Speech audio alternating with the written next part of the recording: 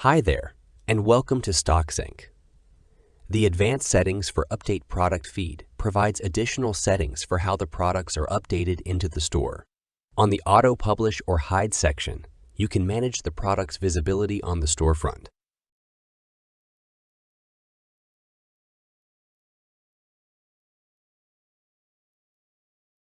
By default, StockSync do not auto-publish or hide products from store.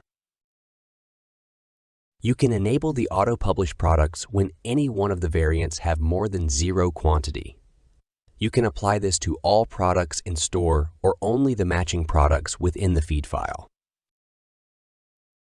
The auto-hide products is only applicable when all variants has 0 quantity and continue selling when out of stock is disabled in store. You can apply the same condition whether not to apply or to all products in store or only the matching products within the feed file. By default, the condition is applied to products in online store. You can disable the only hide from online store. By doing so, it will hide the products from all sales channels. In another word, the products are archived. On the Out of Stock Strategy section, you can reset the product quantity to 0 on selected locations, only when the products are unmatched in feed file. To enable the Out of Stock strategy, please map the quantity field in Step 2 from the matching column.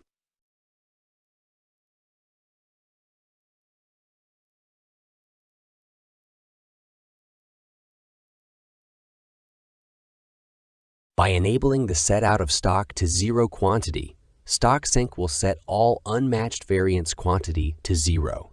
It is advisable to apply Store Filter to avoid resetting unrelated products to 0 quantity. You can also enable Set Out of Stock to 0 quantity that was updated by StockSync before.